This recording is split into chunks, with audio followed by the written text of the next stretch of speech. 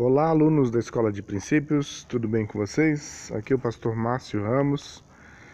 Hoje nós vamos iniciar um módulo Eclesiologia. E nessa primeira aula nós vamos aprender a respeito da fundação da igreja. Amém?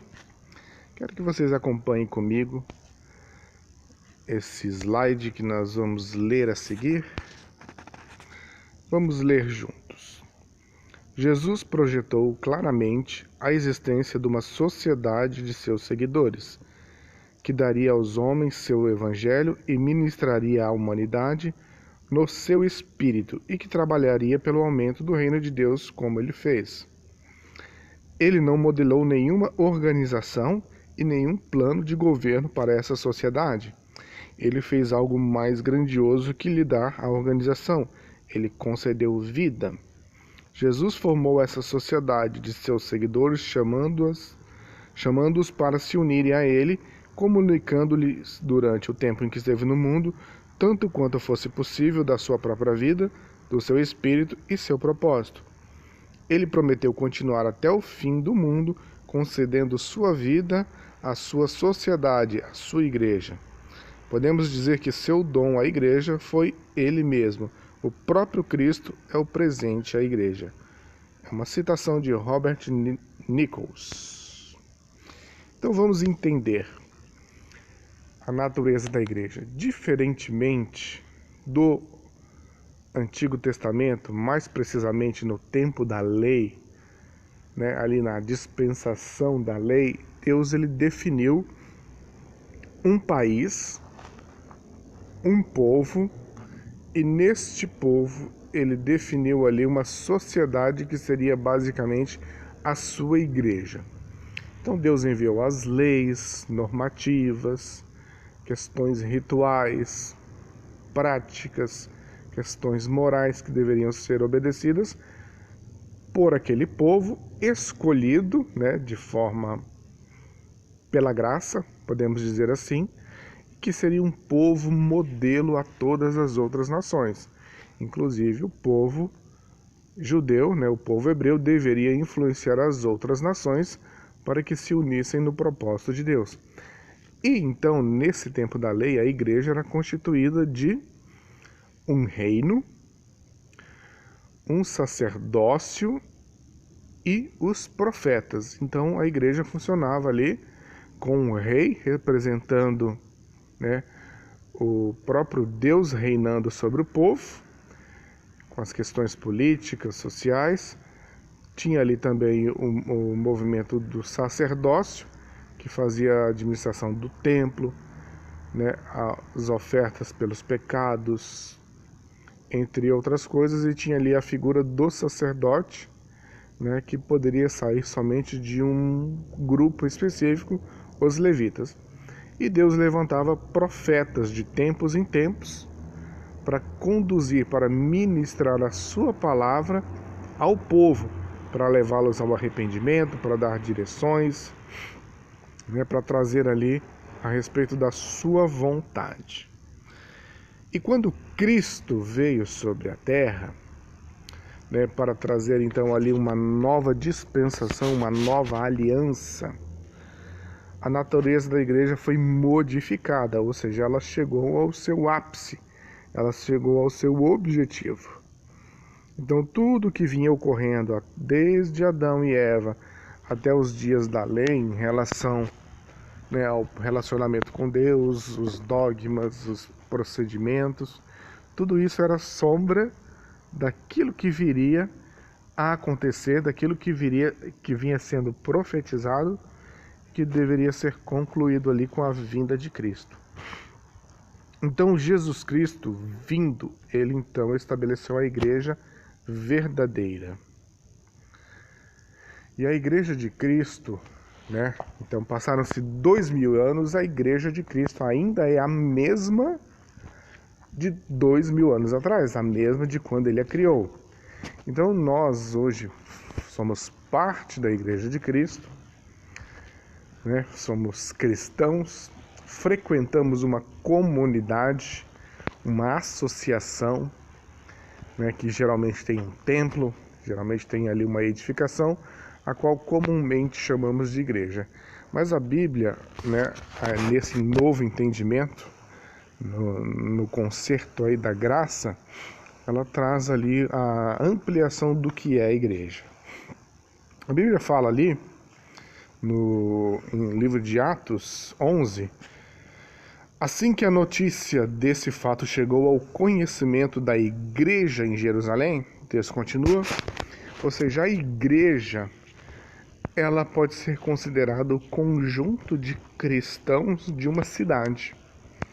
Se pegarmos ali o Novo Testamento, Apocalipse, no início do livro, Jesus Cristo manda cartas às igrejas, Laodiceia, Esmirna, Filadélfia, né? Jesus Cristo manda cartas às igrejas da Ásia, são 7 igrejas.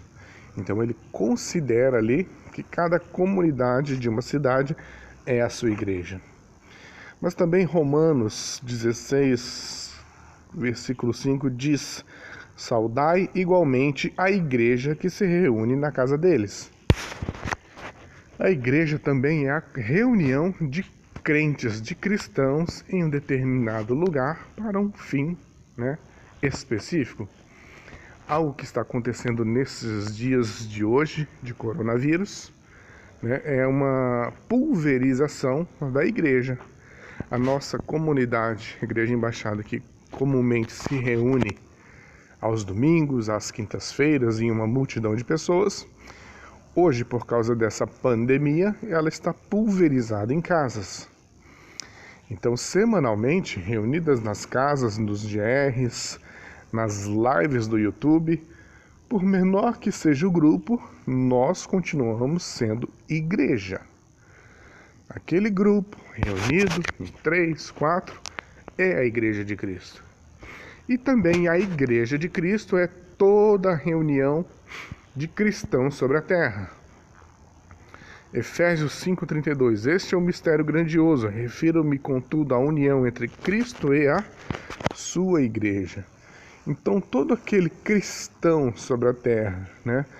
Toda a população de cristãos salvos e remidos no sangue do Cordeiro é a igreja de Cristo sobre a terra.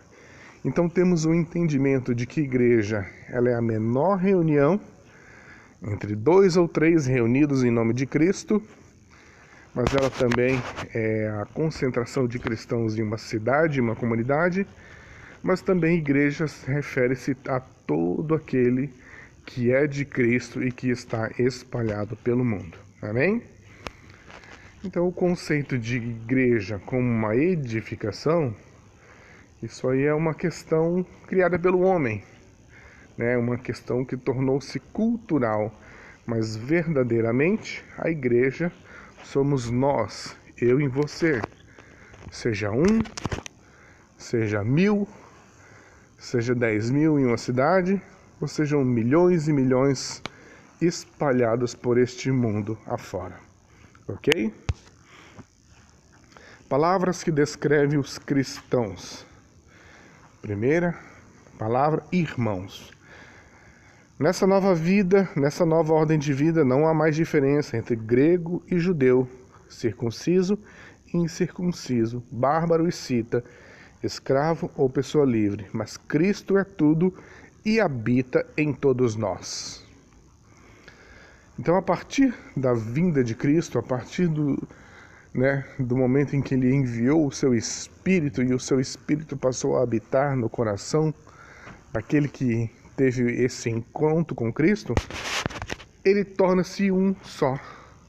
Independente da sua cidadania, ele passa a ser um cidadão celestial.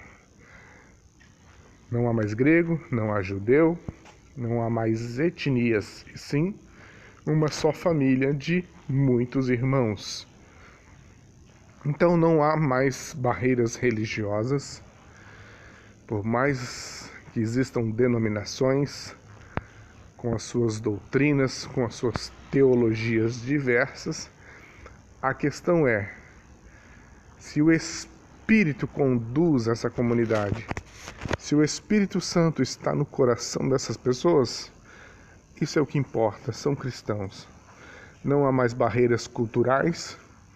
A igreja na China, a igreja na Coreia do Norte perseguida, uma igreja rica nos Estados Unidos, uma comunidade pobre na Malásia.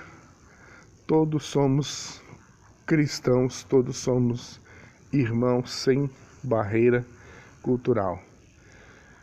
E também não há mais barreira econômica. Não há servo ou livre, não há diferença entre aquele que é escravo e o que não é, entre aquele que é empregado, entre o que é pobre, entre o que é rico. Todos somos irmãos em Cristo, se de fato o Espírito habita em nós. Então não há barreiras, nem religiosas, culturais, socioeconômicas e humanas. Cristo sendo o nosso Senhor, somos parte da mesma comunidade, seja na sala da sua casa ou fazendo parte da totalidade de cristãos no mundo inteiro. Outra palavra mais comum é a palavra crente. Logo Tomé disse logo a Tomé: põe o dedo aqui e vê minhas mãos. Chega também a mão e põe ao meu lado. Não sejas incrédulo, mas crente. Então a palavra crente, por mais cultural, por mais pejorativa que seja às vezes, ela define uma condição do cristão. Ele é aquele que crê. Ele é aquele que é crente o tempo todo. Ele crê o tempo todo em Cristo que o resgatou. A Bíblia diz a respeito de outras denominações, a respeito dos cristãos santos, os eleitos. Pedro, apóstolo de Jesus Cristo, aos eleitos que são forasteiros da dispersão, ou seja, aqueles que são eleitos pela graça de toda a cidade, da Ásia, Bitínia, Capadócia. A Bíblia também nos chama de discípulos de Jesus. A Bíblia diz também que somos conhecidos como cristãos. Eu, pessoalmente, gosto muito dessa palavra. Não gosto de chamar a comunidade de crentes. Eu gosto desse nome, cristãos. Essa é a nossa raiz. Nós somos cristãos. Somos discípulos de Cristo. Atos 9:2 diz, caso achasse alguns que eram do caminho, nós somos do caminho de Cristo. Nós somos as pessoas do caminho da salvação, do caminho da eternidade. Amém? Vamos continuar. Ilustrações da igreja. A primeira delas, a mais importante, o corpo de Cristo. Cristo, a Bíblia diz que ele é o cabeça da igreja. De um corpo ele é a cabeça, a consciência, a alma, aquele que direciona, e nós somos os membros do corpo.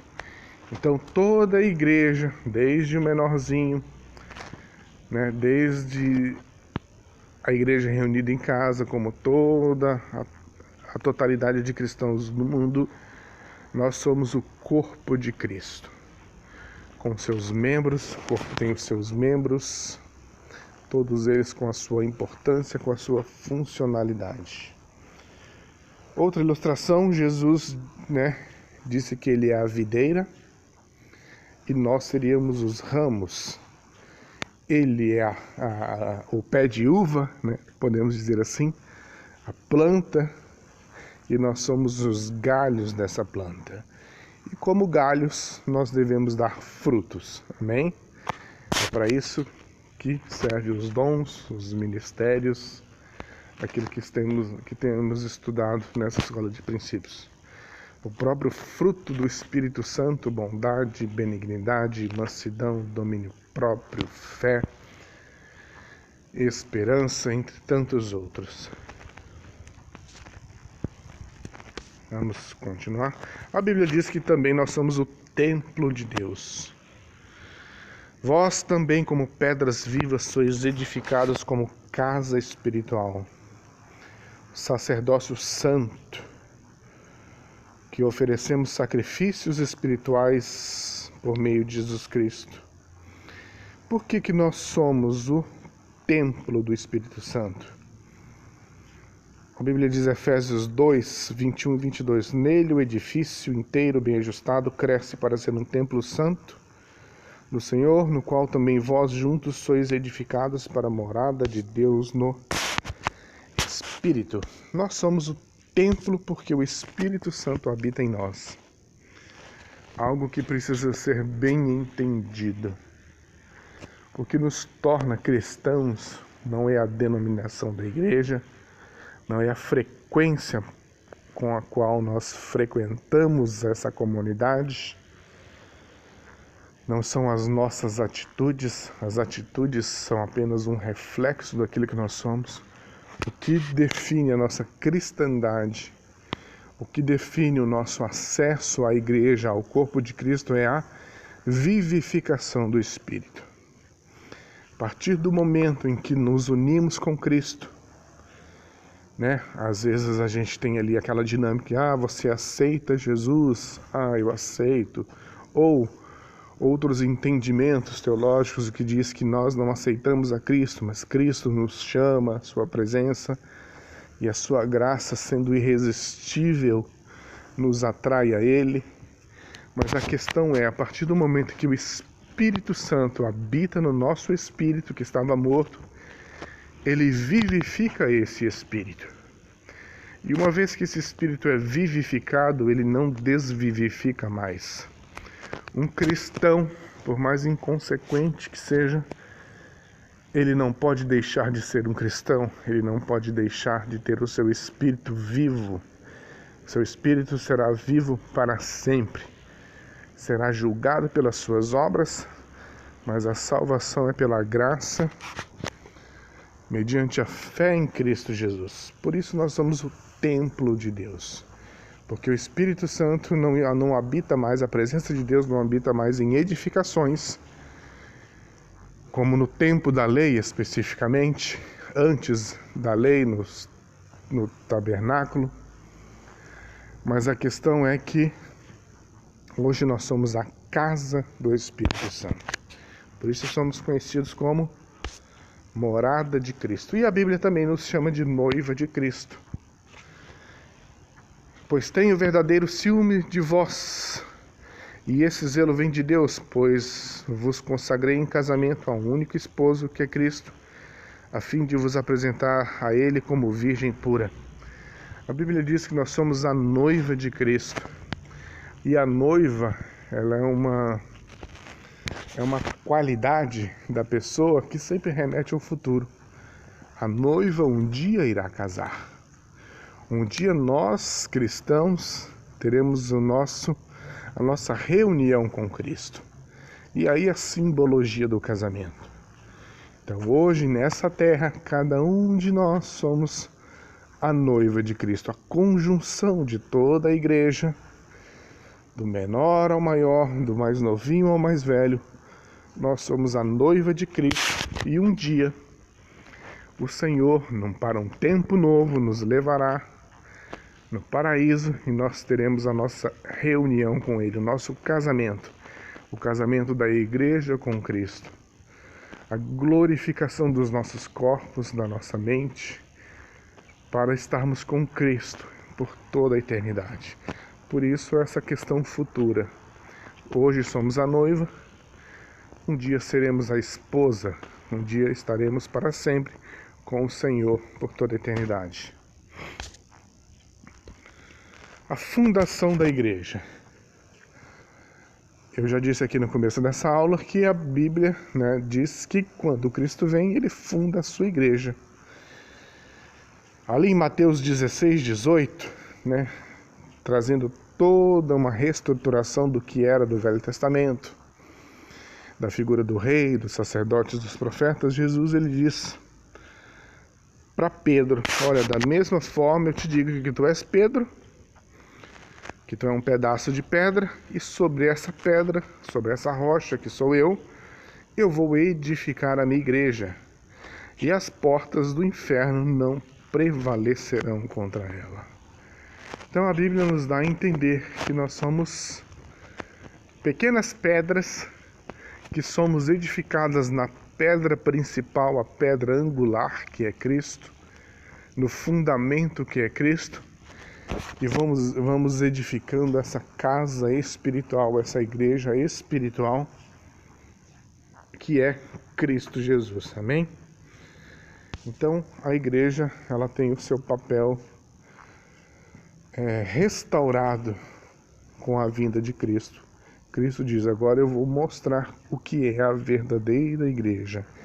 É a união de todos aqueles que são meus. É a minha noiva, é a minha casa, é o meu templo. A Bíblia também diz que a igreja ela foi constituída historicamente, né? Não só espiritualmente, mas a igreja ela vem tendo seu papel histórico no meio da sociedade. Efésios 2:20 diz, edificados sobre o fundamento dos apóstolos e dos profetas, sendo o próprio Jesus a principal pedra angular desse alicerce. Então Jesus traz ali o alicerce da igreja, a sua morte por amor de muitos, para a salvação de muitos, e a partir dele, o seu ensinamento aos apóstolos, a pregação do evangelho, o ensino da palavra, a formação de discípulos.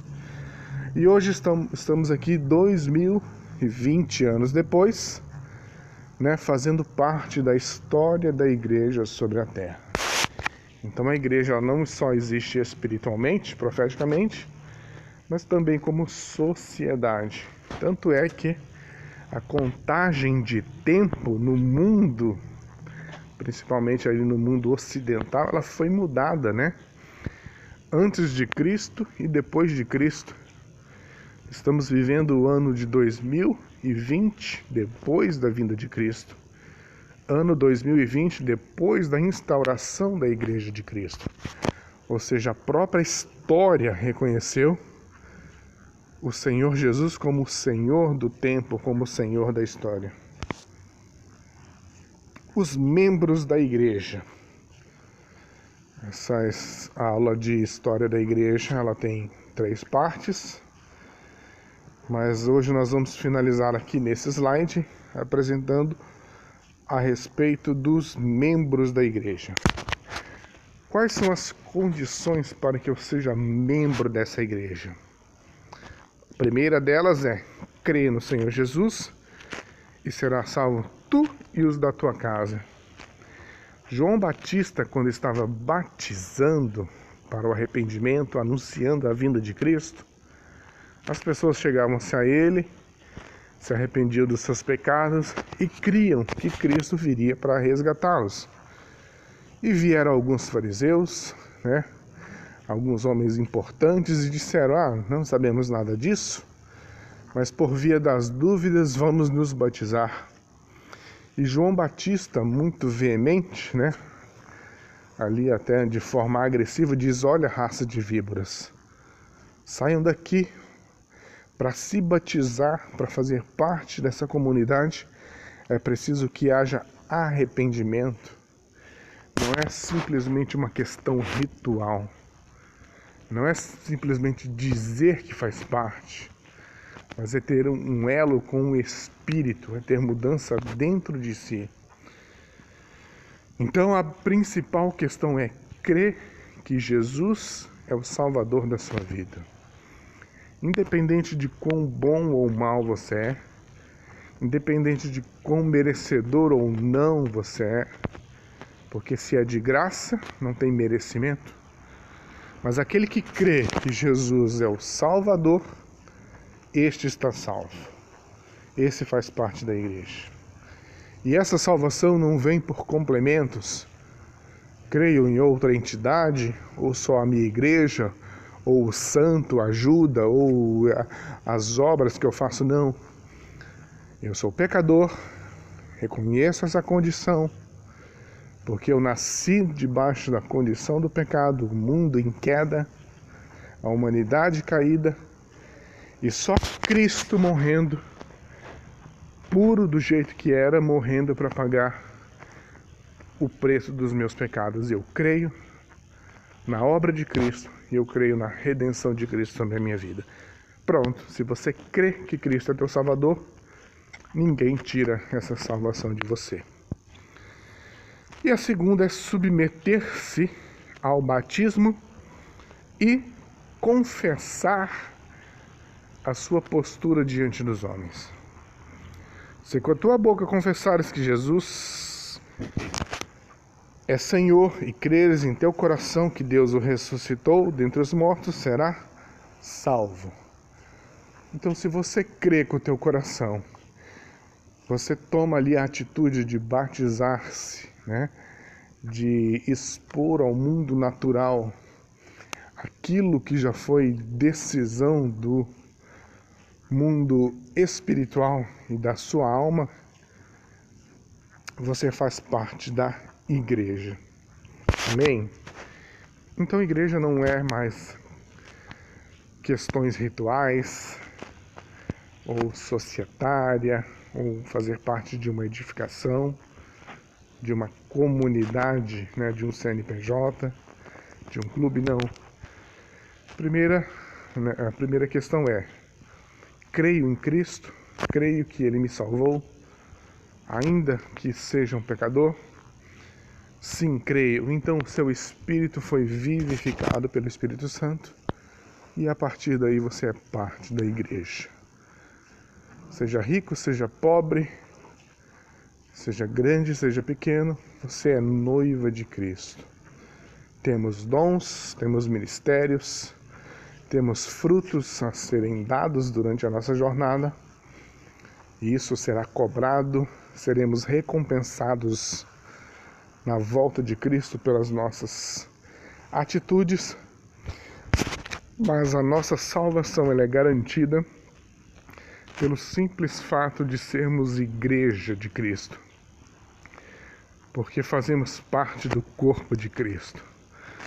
Se Cristo é o autor da salvação, né, se Ele em si é a própria salvação, Ele é a cabeça do corpo, nós somos parte do corpo, nós estamos salvos juntamente e exclusivamente por meio de Jesus Cristo. Amém?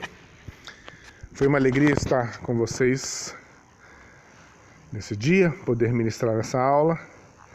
Em breve daremos continuidade à segunda parte dessa matéria eclesiologia. Amém? Deus te abençoe, em nome de Jesus. Amém e amém.